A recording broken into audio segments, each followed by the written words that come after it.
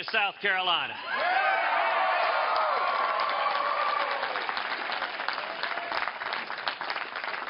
Friends, once again, we have made history.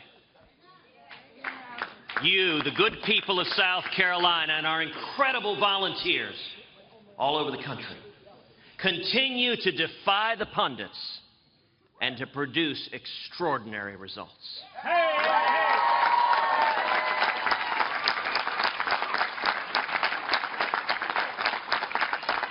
Let me say a word about Governor Jeb Bush, a man who had a terrific record as governor of the state of Florida, who brought job creation and education innovation to the people of Florida, a man who ran a campaign based on ideas, based on policy, based on substance, a man who didn't go to the gutter and engage in insults and attacks.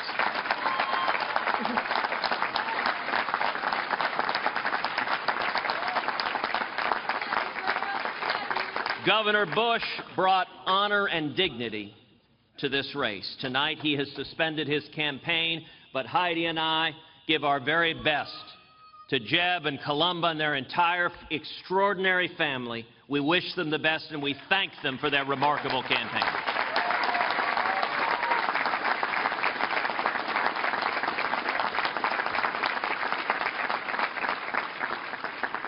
I want to thank our tremendous team here in South Carolina, Congressman Jeff Duncan,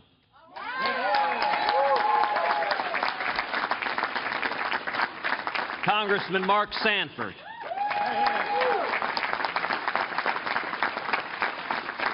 and former Attorney General Charlie Condon,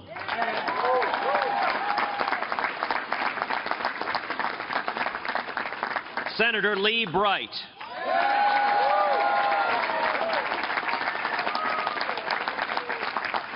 and Representatives Bill Chumley and Wendy Nanny and Gary Smith and Mike Burns and Jay Jordan.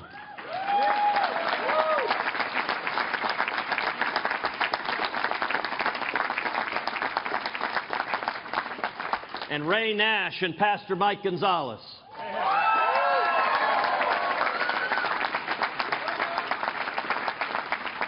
And heroic volunteers like David Helmer and David Aguilar and Sean and Kay Meyer and all 7 of their terrific kids.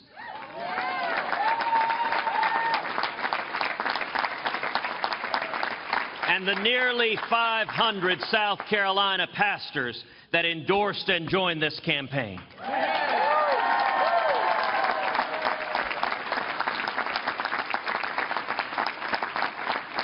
First Iowa, then New Hampshire, now South Carolina.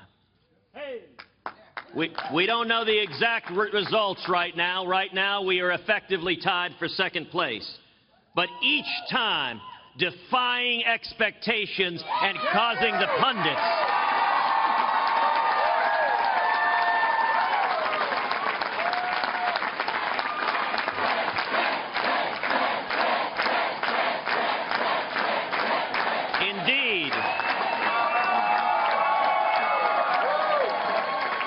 Indeed, the screaming you hear now from across the Potomac is the Washington cartel in full terror that the conservative grassroots are rising up.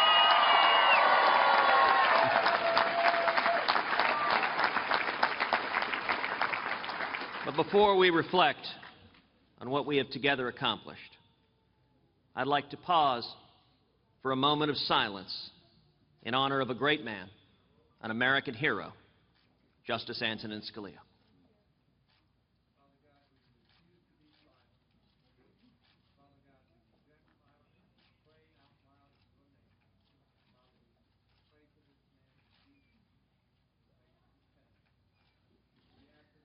Today, I attended Justice Scalia's funeral. I had the honor of knowing him for 20 years. He was brilliant, principled, faithful, and a ferocious defender of the Constitution and the Bill of Rights.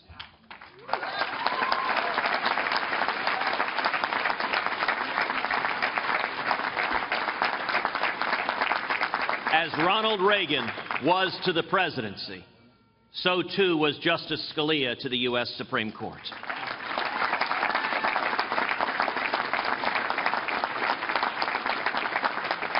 His passing, 1 week ago today, underscores the enormous stakes of this election.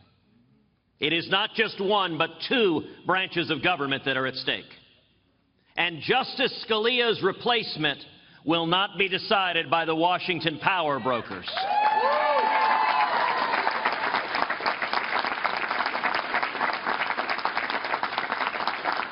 It will be decided by we, the people.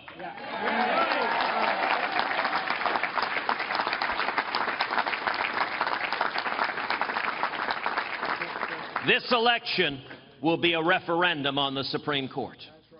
And I'll tell you this, I cannot wait to stand on that debate stage with Hillary Clinton or Bernie Sanders or whatever other socialist they nominate.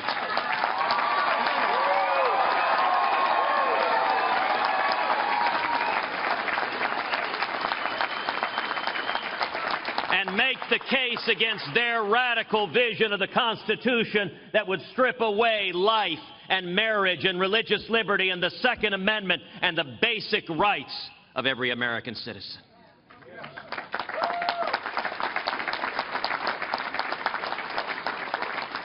In Iowa, they said it couldn't be done. And we won.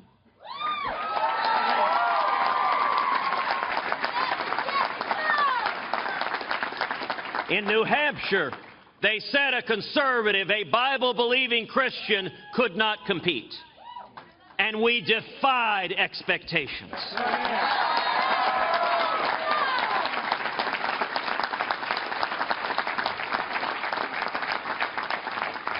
And tonight, despite millions and millions of dollars of false and nasty attacks, despite the entirety of the political establishment coming together against us, South Carolina has given us another remarkable result.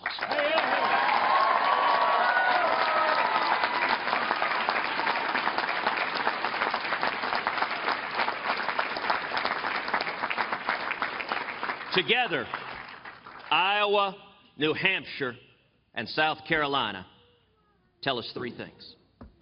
First, that conservatives continue to unite behind our campaign.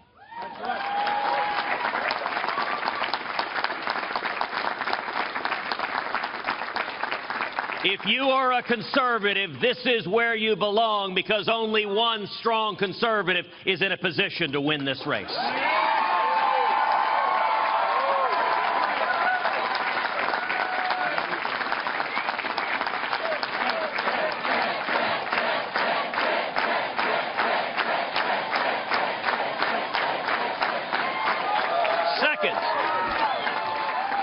Second, we are the only campaign that has beaten and can beat Donald Trump.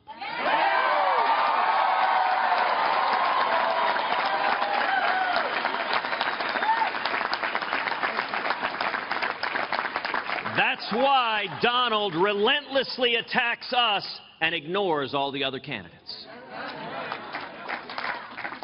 Now, I congratulate Donald on his victory tonight. But I will say this to the people of America. If you don't believe that Donald Trump is the best candidate to run against Hillary Clinton in November, if you believe we need a strong contrast with the Democrats,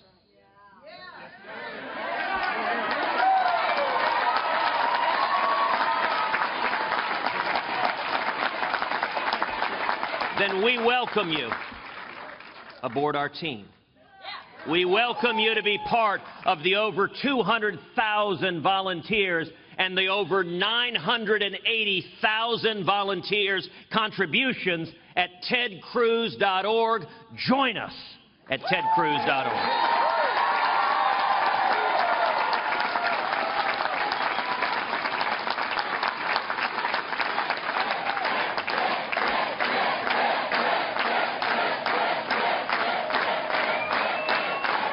And the third lesson of Iowa, New Hampshire, and South Carolina is that only one candidate remaining has a consistent conservative record. Other candidates engage in nonstop personal attacks. We have not and we will not respond in kind.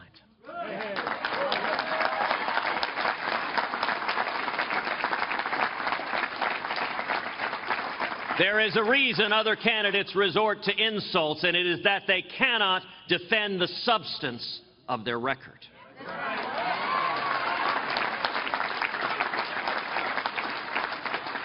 There is only one candidate who has led the fight against amnesty.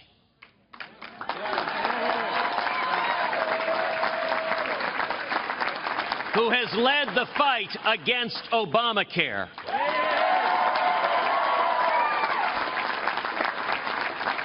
Who has led the fight to defend life and marriage and religious liberty.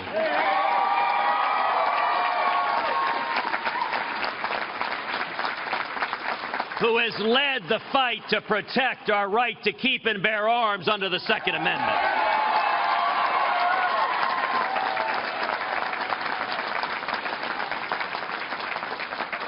Who will fight to pass a simple flat tax and abolish the IRS.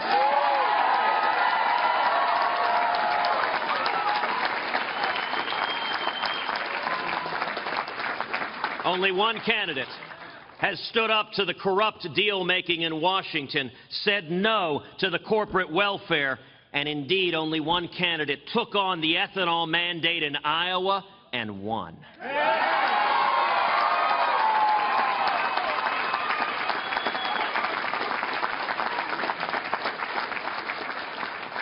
As president, I will rebuild our military. Stand unequivocally with the nation of Israel.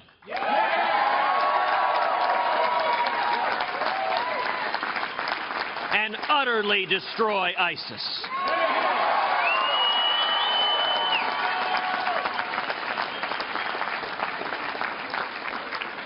Together, we will secure the borders and keep America safe.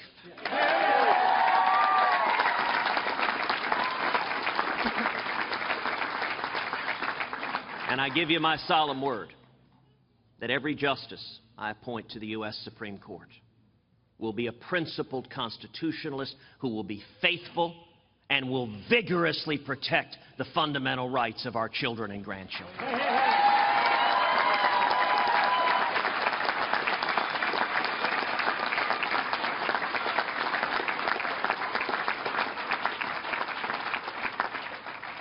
When I look at our young daughters, Caroline and Catherine, I know that I will fight with every breath in my body to ensure that they enjoy the same fundamental liberties that all of us have been blessed to inherit. Senator Ted Cruz in a battle for second place, still continuing at 99% in, saying he is the only candidate who has beaten and can beat Donald Trump, saying he will continue to fight. Also spending a lot of time talking about appointments to the U.S. Supreme Court. He traveled to Washington today to go to the funeral for Justice Antonin Scalia.